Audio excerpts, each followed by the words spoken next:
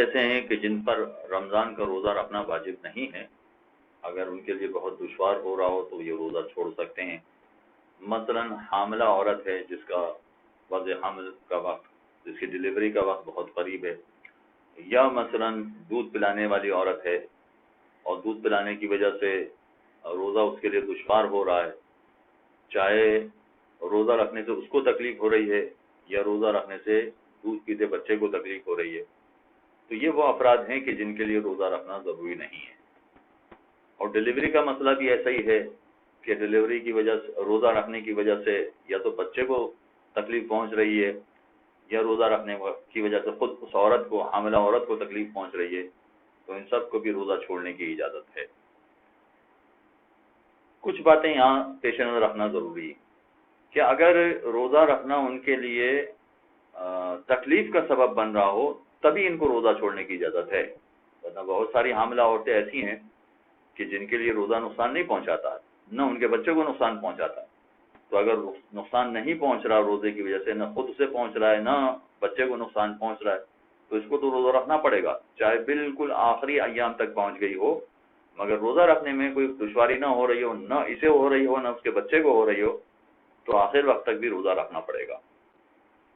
اور یہی مسئلہ دودھ پلانے والی عورت کا بھی ہے کہ دودھ پلانے والی عورت کو خود دودھ پلانے کی وجہ سے یا بچے کو دودھ پلانے کی وجہ سے روزے میں بہت زیادہ تکلیف ہو رہی ہے تو اسے روزہ چھوڑنے کی اجازت ہے، مگر یہاں آیت اللہ سیستانی کا ایک بڑا خصوصی مسئلہ ہے کہ اگر فرض کیے کہ دودھ پلانے والی عورت کو تکلیف پہنچ رہی ہے، چاہے خود اسے تکلیف پہنچ رہی ہے یا اس کے بچے کو تکلیف پہنچ رہی ہے، تو جتنا دودھ پلا سکتی ہے آرام سے اتنا پلائے، اور اگر اس کے علاوہ کوئی اور دودھ پلا سکتی ہے وہ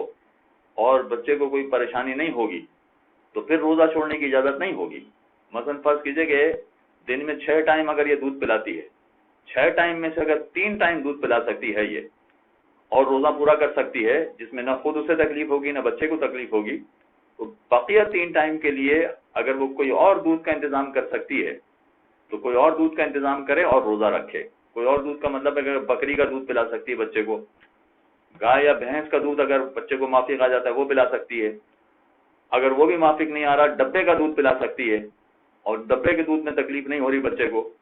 تو اگر دن میں 6 ٹائم اسے دودھ پلانا پڑ رہا ہے، دن میں سے اس میں سے 3 ٹائم اگر دودھ پلائے اور روزہ پورا کر لے اور بقیہ 3 ٹائم میں مثلا وہ ڈبے کا دودھ پلا کے بچے کی غذا کا انتظام کر سکتی ہے، تو اسے روزہ چھوڑنے کی اجازت نہیں ہے، پھر تو اسے روزہ پورا کرنا پڑے گا۔ تو روزہ چھوڑنے کی اجازت فقط اس صورت میں ہے کہ اگر تھوڑا تھوڑا دودھ پلا کر بھی اپنا روزہ پورا نہ کر سکتی ہو، بالکل ہی روزہ رکھنے کے قابل نہ ہو تو روزہ چھوڑنے کی اجازت ہے، ورنہ بکری کا دودھ پلا کر یا ڈبے کا دودھ پلا کر اور اس طرح سے آدھا اپنا دودھ پلا کر اور آدھا ڈبے کا پلا کے اس طرح سے بھی اس کے لیے روزہ مکمل کرنا ممکن ہے، تو پھر روزہ رکھنا پڑے گا، پھر روزہ چھوڑنے کی اجازت نہیں ہے۔ اور اسی طرح سے کچھ اور افراد بھی ہیں جن کو روزہ چھوڑنے کی اجازت ہے، مثلا بڑھاپا چاہے مرد کا ہو یا عورت کے لیے ہو، یا وہ شخص کے جس کو پیاس کی بے انتہا تکلیف ہوتی ہے، ہر تھوڑے دیر میں اسے پانی چاہیے ہوتا ہے، مگر ان تمام میں بھی صورتحال اور فارمولہ یہی ہے کہ روزہ اگر یہ رکھیں، چاہے بوڑھا مرد ہو، بوڑھی عورت ہو، یا مثلا پیاس کی بیماری والا شخص ہو، اگر روزہ رکھیں تو انتہائی تکلیف میں مبتلا ہو جائیں گے، انتہائی پریشانی میں مبتلا ہو جائیں گے، تو ان کو روزہ چھوڑنے کی اجازت ہے، ورنہ بڑھاپے میں بھی اگر 90 سال کی عمر ہو گئی ہے مگر روزہ رکھنے سے تکلیف نہیں ہو رہی ہے تو اگر جب بڑھاپا ہے مگر پھر بھی روزہ رکھنا پڑے گا، چاہے مرد ہو یا عورت ہو۔ تو بڑھاپے میں روزہ چھوڑنے کی فقط اس صورت میں اجازت ہے کہ روزہ ان کو نقصان پہنچا رہا ہے، بہت زیادہ ان کو زحمت ہو رہی ہے، بہت زیادہ تکلیف ہو رہی ہے روزہ رکھنے میں، تب روزہ چھوڑنے کی ان کو اجازت ہے۔ اور یہ تمام افراد جو روزہ چھوڑیں گے تو ان کو ہر روزے کے بدلے میں ایک مطعم یعنی 3 پاؤ خوراک والی کوئی چیز کسی غریب شیعہ کو دینی ہے، اور بعد میں اگر جیسے دودھ پلانے والی عورت ہے یا حاملہ عورت ہے ان کو تو اس کی قضا بھی کرنی ہے، اگرچہ بزرگ افراد یعنی بوڑھے افراد کو قضا نہیں کرنی ہے، ان کو فقط فدیہ دینا ہے۔ فدیہ تو ہر ایک کو دینا ہے مگر قضا فقط حاملہ عورت یا دودھ پلانے والی عورت کو کرنا پڑے گی۔